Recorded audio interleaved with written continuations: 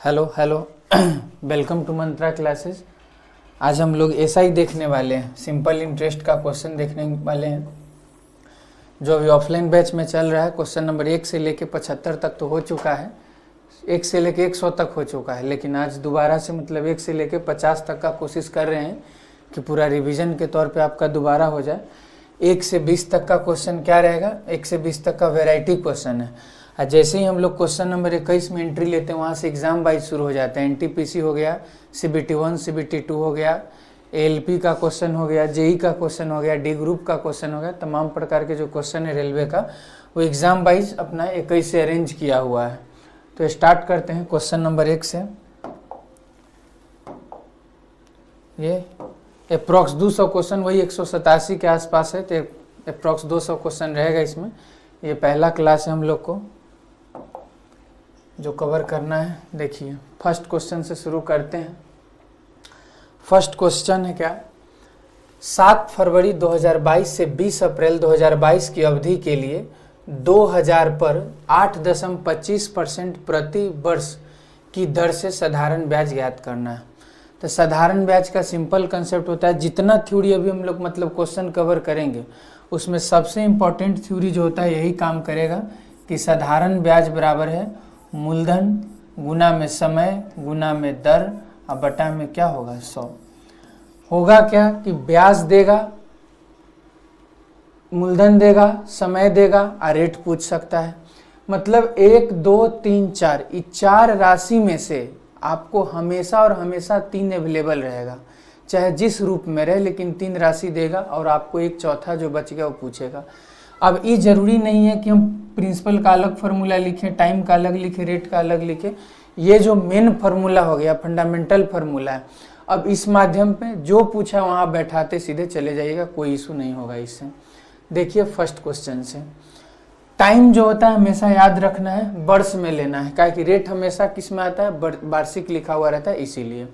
अब देखिए क्वेश्चन क्या है, 7 फरवरी 2022 से 20 अप्रैल 2022 तक का मतलब आप जो पैसा कर्ज अगर लिए हैं वो पैसा आप रखे कितना दिन, तो कहिएगा 7 फरवरी को लिए थे 2022 में और 2022 में हम 20 अप्रैल को लौटा दिए थे।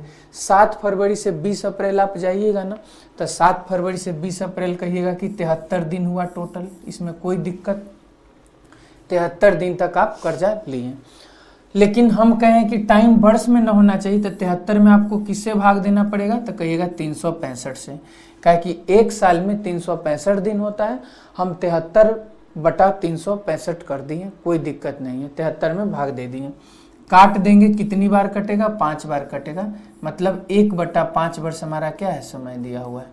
तो आप कह सकते हैं कि क्वेश्चन सीधा लिखा हुआ है कि 2000 रुपया पर 8.25% प्रति वर्ष की दर से 1/5 वर्ष का साधारण ब्याज ज्ञात कीजिए, ऐसा क्वेश्चन लिखा हुआ है। अब आइए ब्याज बराबर फॉर्मूला लगाते हैं। मूलधन, मूलधन कितना है आप कहिएगा 2000, गुना में समय, समय कितना है 1/5, रेट कितना है 8.25 है, 8.25 अब बटा में क्या हो जाएगा 100। ये डेसिमल है, उसके बदले में बटा में क्या आ सकता है 100, डेसिमल खत्म हो गया। 3 जीरो से 3 जीरो काट दीजिए, कोई दिक्कत नहीं। 2 से काटिए, 2 पछे 10, अब काट दीजिए इसको। 5 और 5 कितना होता है, गुना करेंगे 25, अब 25 के टेबल में डायरेक्ट लगा दीजिए 825 को, 25 तिहाई क्या होता है 75, बचा कितना 7 हो गया 75, फिर कितना 25 तिहाई 75, मतलब हमको कितना रुपया साधारण ब्याज मिलेगा, तो आप कहिएगा 33 रुपया हमको ब्याज मिलेगा। कोई दिक्कत पहला क्वेश्चन में। आगे आइए नेक्स्ट देखते हैं क्वेश्चन नंबर 2।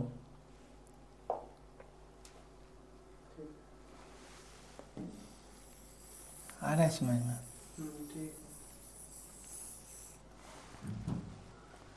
देखिए क्वेश्चन नंबर 2, साधारण ब्याज पर एक निश्चित राशि 2 वर्षों में 1250 और 5 वर्षों में 2000 हो जाती है। प्रति वर्ष ब्याज की दर ज्ञात कीजिए दशमलव के, मतलब अप्रॉक्स में आपको बताना है। कहने का क्या मतलब है, आप किसी से कर्जा लिए, अगर आप अपना पैसा मतलब उसको पैसा जो लौटाना है अगर 2 साल बाद लौटा दिए तो आप उसको 1250 रुपया दे दीजिएगा, आपका कहानी खत्म हो गया। लेकिन अगर वही पैसा आप 5 साल तक रखेंगे तो आपसे वो 2,000 रुपया मांगेगा। इसका मतलब ज़्यादा हो गया। आप जितना ज़्यादा दिन पैसा रखेंगे उतना ज़्यादा ना आपका ब्याज बढ़ता जाएगा। तो इसका शॉर्टकट सीखना है, लंबा बनाना नहीं। सीधा देखिए, अगर 5 साल में देता तो उसको 2,000 वापस करना होता। अगर वो पैसा 2 साल में देता तो उसको 1250 रुपया वापस करना पड़ता। हम कह रहे हैं कि कितना एक्स्ट्रा उसको देना पड़ रहा है। अगर उस समय 2 साल से 5 साल चला जा रहा है, इसका मतलब 3 साल बाद पैसा लौटा रहा है। कितना साल बाद?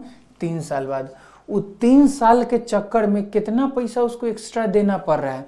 तो आप कहिएगा 2,000 में से हम 1250 घटा लेंगे, 750 रुपया आ जाएगा।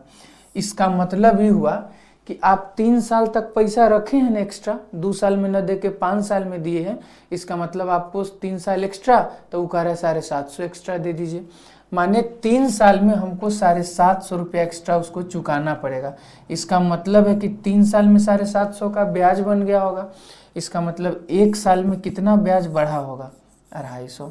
इसका मतलब हम हर साल उसको 250 का ब्याज दे रहे थे।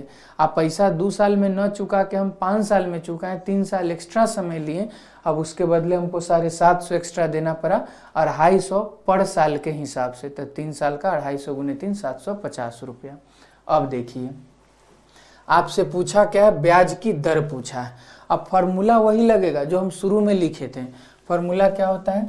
साधारण ब्याज बराबर मूलधन गुना में समय आ गुना में दर आ बटा में क्या होता है? 100। हमसे रेट पूछा है, इसका मतलब प्रिंसिपल भी चाहिए, टाइम भी चाहिए और साधारण ब्याज भी चाहिए। अभी तक कुछ नजर नहीं आ रहा, अब नजर आएगा। देखिए, 2 वर्षों में 1250 रुपया हो जाता है। 2 साल में आपका राशि कितना हुआ? 1250। 1 साल में ब्याज कितना दिए? 250। 2 साल में ब्याज कितना दिए होंगे? 500 रुपया। 2 साल में हम इतना ब्याज चुकाए होंगे। और टोटल पैसा हम दिए हैं उसको 1250, और हम हो गए कर्जा से फ्री। इसका मतलब 500 इसमें ब्याज शामिल है कि नहीं? तो अगर हम पूरा पैसा में से 500 घटा दे ब्याज को, तो आप कहिएगा ना कि हम 750 कर्जा लिए थे, ज़्यादा तो नहीं लिए थे। अब हमको प्रिंसिपल भी मिल गया, 2 साल का ब्याज भी मिल गया, चाहे 1 साल का भी ब्याज कहिए वो भी मिल गया। अब बैठाइए फॉर्मूला पे। साधारण ब्याज कितना है 2 साल का? प्रिंसिपल कितना है? 750। तब प्रिंसिपल की जगह रखिए 750। अब यहाँ से 2 टाइप से बनेगा, या तो आप साल 1 मानिए या 2 मानिए, दोनों से आएगा। अगर साल 1 मानेंगे तब ब्याज 250, अगर साल 2 मानेंगे तब ब्याज 500, दोनों बात बराबर पड़ेगा। तब मूलधन हो गया। समय अगर हम 1 मान लिए, रेट निकालना है, अब बटा में क्या कर दे 100। तो 1 साल माने तो 1 साल में कितना ब्याज है? 250 रुपया हमारा ब्याज है। कितनी बार जाएगा? 3 बार। 3 से 33 पॉइंट समथिंग बार क्रॉस गुना करेंगे, रेट हमारा आ गया 33.33%। कोई दिक्कत? बिल्कुल आ रहा होगा समझ में। आइए देखते हैं नेक्स्ट क्वेश्चन। बाकी एक और डायरेक्ट भी निकाल सकते हैं। 250 का ब्याज मिला ना 1 साल में, कितना पर मिला?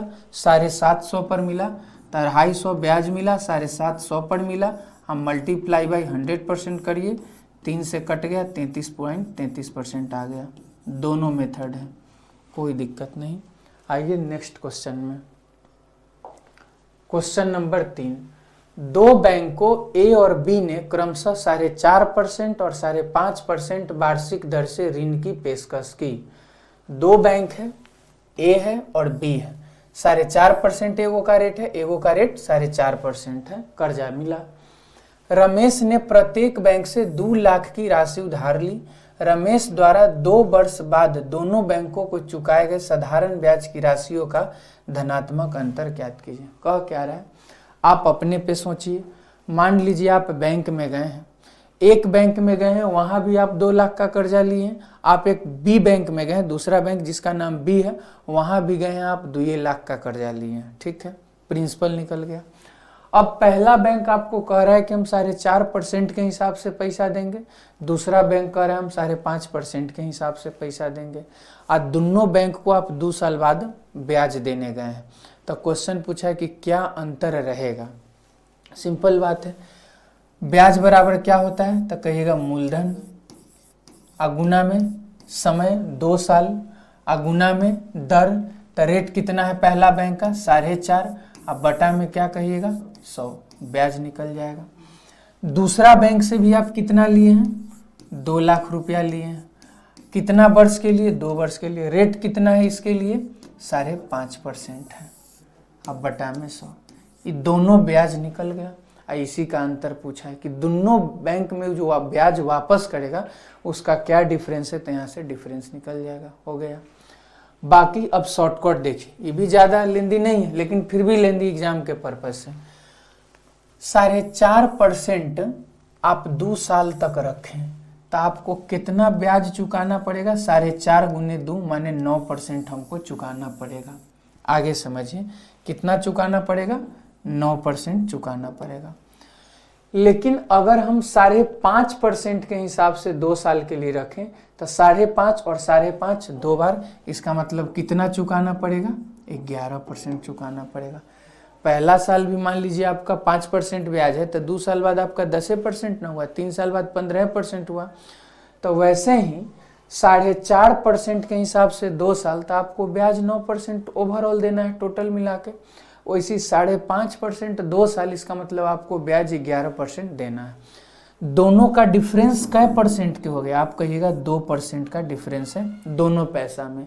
2% किसका, तो प्रिंसिपल तो एक है ना, तो वही प्रिंसिपल का 2%, तो 2 लाख का 2% आप निकाल दीजिए, कितना हजार आएगा 4,000 आंसर।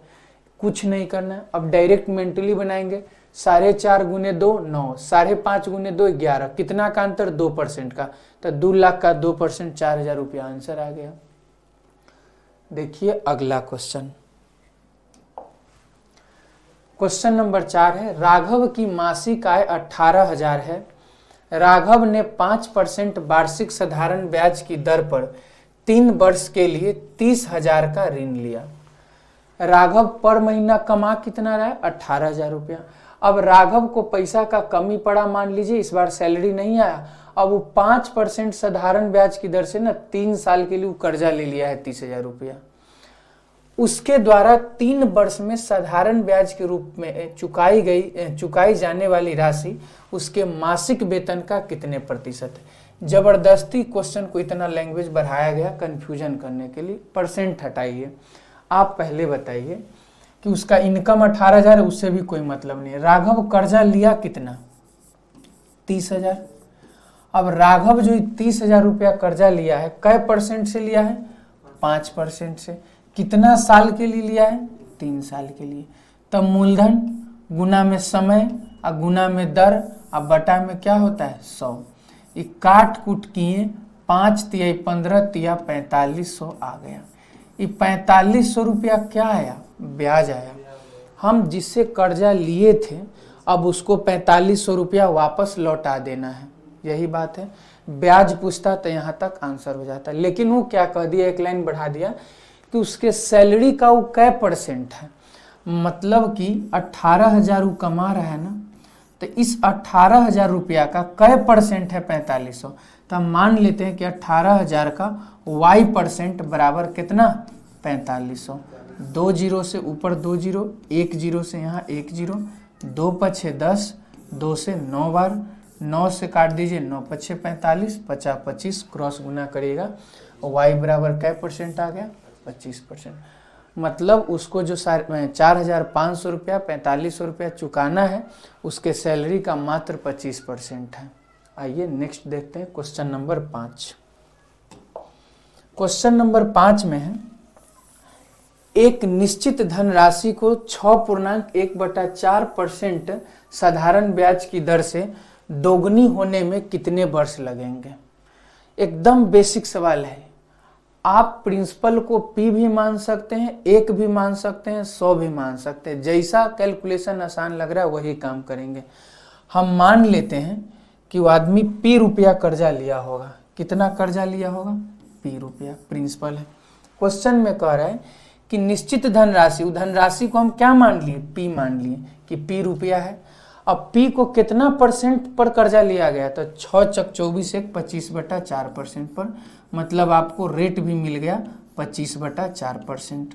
आगे देखिए, साधारण ब्याज की दर से दोगुनी होने में कितने वर्ष लगेंगे। मतलब यही पी रुपया हो कितना गया, 2p रुपया, दुगुना हो गया। ये क्या निकल गया, मिश्रधन मतलब अमाउंट। अब p रुपया 2p बन गया, इसका मतलब हमको ब्याज कितना मिला होगा। तो आप कहिएगा 2p माइनस p बराबर p रुपया का हमको ब्याज मिला होगा, कोई दिक्कत। अब देखिए फॉर्मूला लगाइए, साधारण ब्याज बराबर, तो साधारण ब्याज p बराबर मूलधन, मूलधन कितना है p रुपया, गुना में समय नहीं पता, रेट कितना है 25/4, और गुना में क्या फॉर्मूला वाला 100, p से p कट गया, 25 चौका 100 कट गया, 4 चौका 16, क्रॉस गुना करेंगे, t का वैल्यू कितना आएगा 16 आएगा। मतलब कितना वर्ष लगेगा, 16 वर्ष लगेगा, सीधी बात है। अगर आपका इच्छा है कि हम 1 मान ले, तब मान लीजिए कि प्रिंसिपल बराबर कै रुपया, 1 रुपया, तो दुगुना होके कितना बन जाएगा 2 रुपया। इसका मतलब ब्याज कितना मिल गया 1 रुपया। तो रेट कितना दिया क्वेश्चन में 25/4%। फिर फॉर्मूला लगा दीजिए, साधारण ब्याज बराबर मूलधन गुने समय गुने दर बटा 100, वही निकल के आना है 16 वर्ष। आइए नेक्स्ट क्वेश्चन में।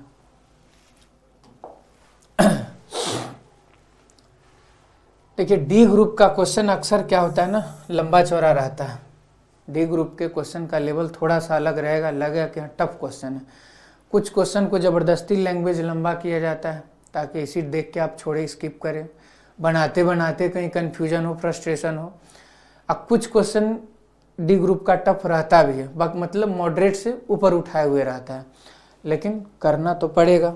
देखिए क्वेश्चन नंबर 6, सुरभि ने 3 योजनाओं ए, बी और सी में कुल 47,740 का इस प्रकार निवेश किया कि योजना ए से 10% की वार्षिक दर से 3 वर्ष बाद प्राप्त साधारण ब्याज।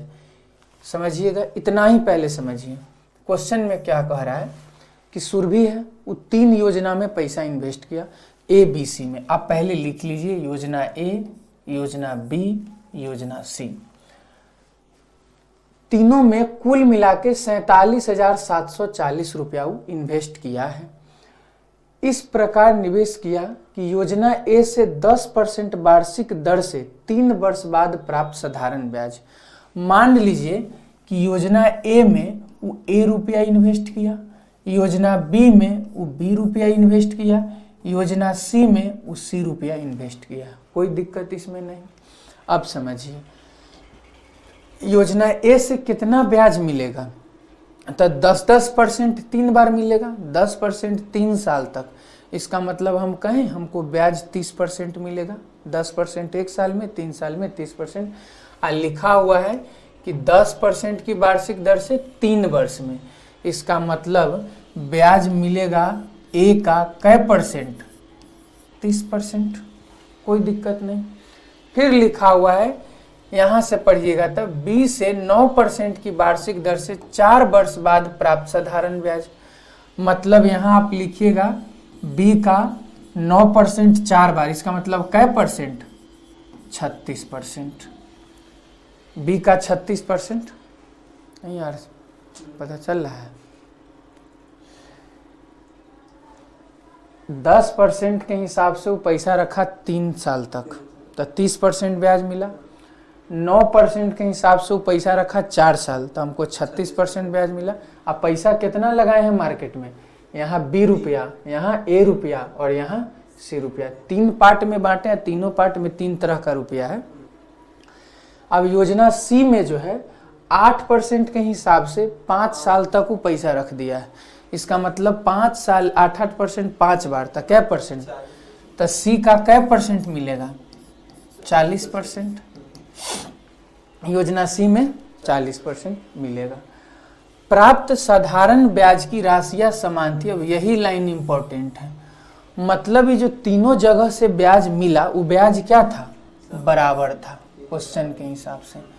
अब होता है कंसेप्ट निकालना रेशियो में, डायरेक्ट बताएंगे रेशियो वाला चैप्टर में कि अगर हमको यहाँ से A ratio B ratio C निकालना है तो कैसे निकलेगा। सबसे पहले अगर इसे कट रहा है तो काट के छोटा कर लेना है, तो देखते हैं काट के कटेगा कि नहीं।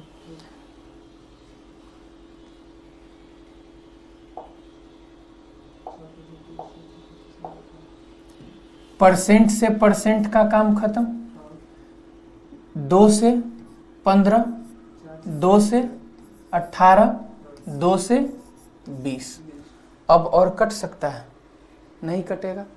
आगे देखिए, अब ए के जगह क्या लिखा जाता है शॉर्टकट में? नहीं, 18 गुने 20 मतलब 360।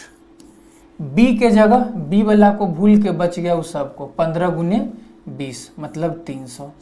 सी के जगह क्या लिखना है? सी को भूल के 15 गुने 18 कितना हो जाएगा? 15 दाई 150 और 15 अठे 120, कितना हो गया? 270।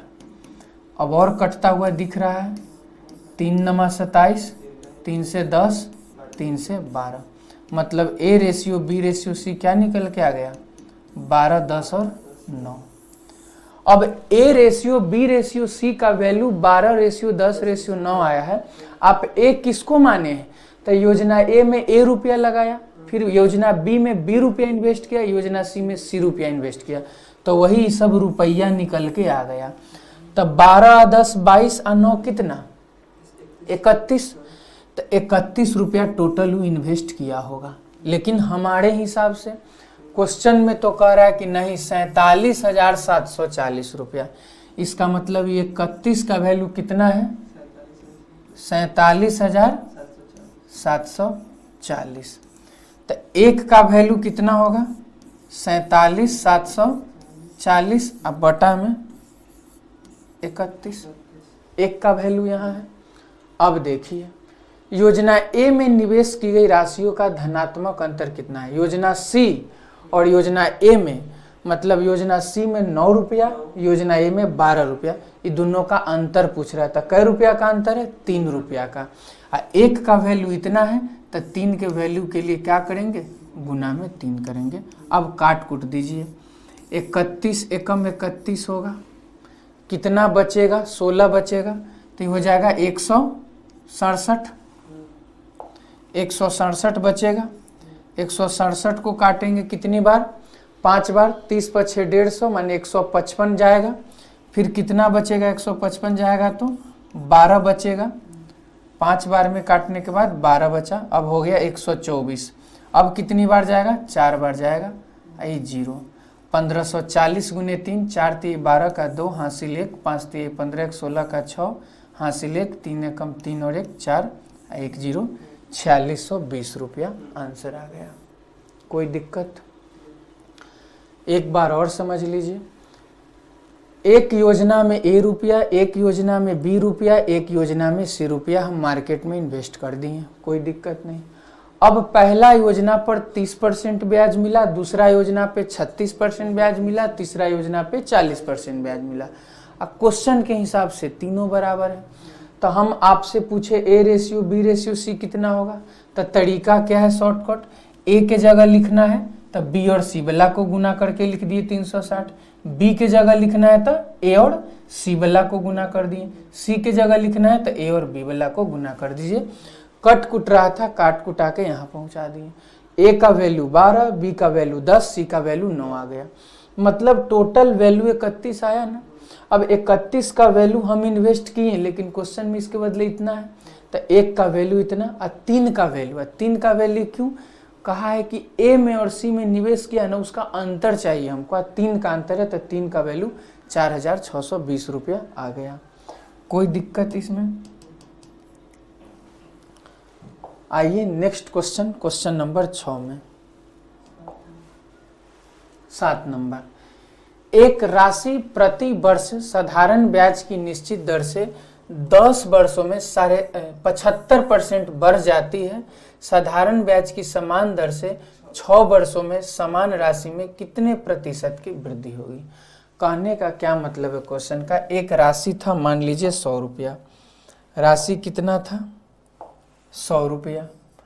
अब इस 100 रुपया पे 10 साल में, कै साल में? 10 साल में टाइम दिया हुआ है, प्रिंसिपल दिया हुआ है।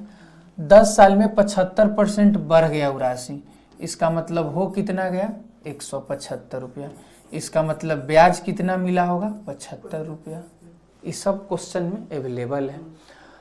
अब देखिए यहाँ से क्या निकाल सकते हैं हम? रेट। साधारण ब्याज बराबर होता है मूलधन गुना में समय और गुना में दर और बटा में क्या 100। 100 से 100 कट गया, ये 0 इधर आएगा, रेट आ गया हमको निकल के 7.5%। अब क्या परीक्षा में प्रोसेस करना पड़ेगा? बिल्कुल नहीं करना पड़ेगा। 10 साल में पैसा बढ़ा कितना? 75%। 1 साल में कितना बढ़ा होगा? 7.5%। इसका मतलब रेट 7.5%। सीधा काम खत्म। मतलब ये प्रोसेस करना नहीं है, आपको डायरेक्ट आना चाहिए कि रेट 7.5 कैसे आया। अब समझिए, समान लिखा हुआ है साधारण ब्याज की समान दर से, माने इसी रेट ऑफ इंटरेस्ट से, ठीक है, इसी रेट ऑफ इंटरेस्ट से चलते हैं। इसी रेट ऑफ इंटरेस्ट से 6 वर्षों में समान राशि में, मतलब रेट भी यही रखना है 7.5, समान राशि माने प्रिंसिपल भी 100 रखना है। 6 वर्ष में टाइम को क्या रखना है? 6 रखना है। कितने प्रतिशत की वृद्धि होगी? हमको बताइए कि ब्याज कितना मिलेगा। आप कहिएगा मूलधन गुना में समय और गुना में दर और बटा में क्या 100। ये डेसिमल है, नीचे आएगा 10 हो जाएगा। 100 से 100 कट गया और कटेगा 2 तिया 6, 2 पछे 10, 5 से 15, 15 तिया कितना आ गया? 45 आ गया। ब्याज कितना मिला हमको? 45 रुपया। अब हमको ब्याज 45 मिला कितना पर? 100 पर। तो इसका मतलब अमाउंट हमारा 145 हो गया। तब 45 रुपया बढ़िए ना गया, चाहे आप कहिए कि 100 पर 45 बढ़ा, मतलब 45% बढ़ गया। आंसर 45% है। पता चल रहा है कि नहीं चल रहा है? क्वेश्चन था मुश्किल लग रहा है? कोई बात ना, देखिए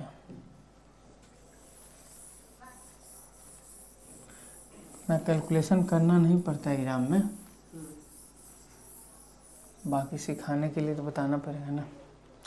देखिए 8 नंबर क्वेश्चन देखिए, सुरेश 80,000 प्रति वर्ष 24% साधारण ब्याज पर उधार लेता है और रमेश 91,000 प्रति वर्ष 20% साधारण ब्याज पर उधार लेता है। कितने वर्षों में उनकी ऋण की राशि बराबर हो जाएगी? ऋण की राशि बराबर हो जाएगी, इसका मतलब आप भी कर्जा लिए, हम भी कर्जा लिए, और दोनों आदमी का रेट ऑफ इंटरेस्ट अलग अलग है, ठीक है। 24% एक आदमी का रेट ऑफ इंटरेस्ट है, और एक का कितना है? एक का 24% और एक का 20%। 80,000 वाला का 24%, 91,000 वाला का 20% है। अब कह रहा है कब दोनों बराबर हो जाएगा। कहने का क्या मतलब है, आप अमाउंट निकालिए। मान लीजिए कि सुरेश जो है कितना कर्जा लिया है? 80,000। तो सुरेश जो 80,000 रुपया कर्जा लिया है तो ये मूलधन हो गया। समय नहीं पता है तो टी लिख दिए, कोई दिक्कत। समय टी वर्ष। रेट कितना है? 24%। तो गुना में 24 और बटा में क्या 100। मूलधन गुना समय गुना दर बटा में क्या 100। ये आ गया हमारा ब्याज निकल के। लेकिन हम 80,000 कर्जा लिए हैं, अब 80,000 में हम अपना ब्याज को जोड़ देंगे, इसका मतलब मूलधन निकल गया। इतना मतलब इतना राशि हमको लौटा देना है जिससे हम कर्जा लिए हैं उसको। अब समझिए, एक लड़का है कौन? सुरेश के बाद रमेश में आइए। रमेश कितना कर्जा ले रहा है? 91,000 रुपया। अब 91,000 रुपया ही कर्जा ले रहा है तो ये मूलधन हो गया। समय मान लीजिए टी वर्ष, और रेट ऑफ इंटरेस्ट इसका 20% है तो 20 बटा में 100। इस सुरेश का ब्याज निकल के आ गया। आज सुरेश कर्जा लिया है 91,000, तो वो वापस करेगा ना, मूलधन प्लस में ब्याज वो वापस करेगा, उसका कर्जा खत्म हो जाएगा। अब दोनों जगह टी और टी ही क्यों माने? क्वेश्चन कह रहा है ना कि दोनों का एक वैसा समय आएगा ना, एक वैसा साल आएगा, 1 साल बाद, 2 साल बाद, 2.5 साल बाद, 5 साल बाद, कि दोनों का न अमाउंट एकदम बराबरे रहेगा। ये 80,000 लिए, 91,000 लिया है, लेकिन इसका रेट ज़्यादा है और इसका रेट कम है। तो आपको नहीं लगता 80,000 वाला आदमी वहाँ पहुँचेगा कभी ना कभी?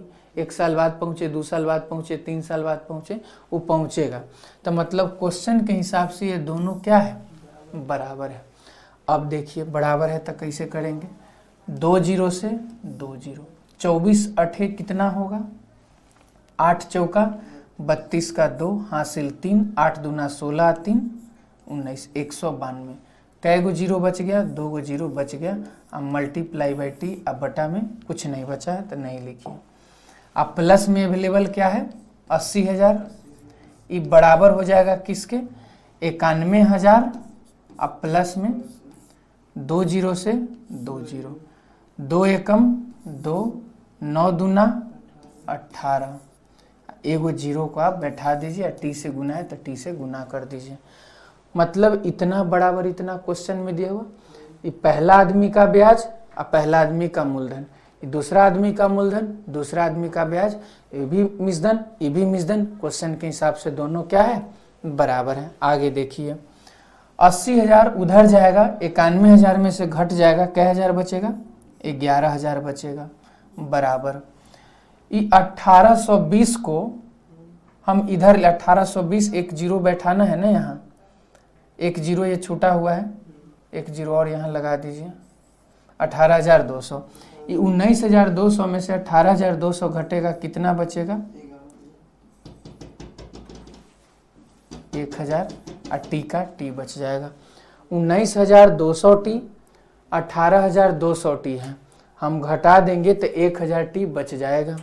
अब देखिए 11,000, यहाँ कै गो जीरो है 3 गो जीरो, तो 3 जीरो से 3 जीरो, तो टी बराबर क्या बच गया हमारे पास 11 बच गया।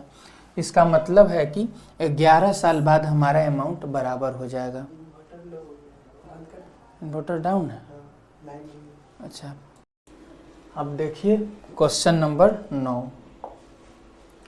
क्वेश्चन नंबर 9 में है रेचल 10% वार्षिक साधारण ब्याज की दर पर 10,000 उधार लेती है। वह 1 वर्ष बाद 3,000, 2 वर्ष बाद 2,800 और 3 वर्ष बाद शेष धनराशि का भुगतान कर देती है। यदि ब्याज घटते हुए शेष पर लगाया गया था तो रेचल ने अंतिम किस्त के रूप में कितनी राशि का भुगतान किया था। एक और बना देते हैं, लाइन आएगा तो देख लेंगे फिर क्या।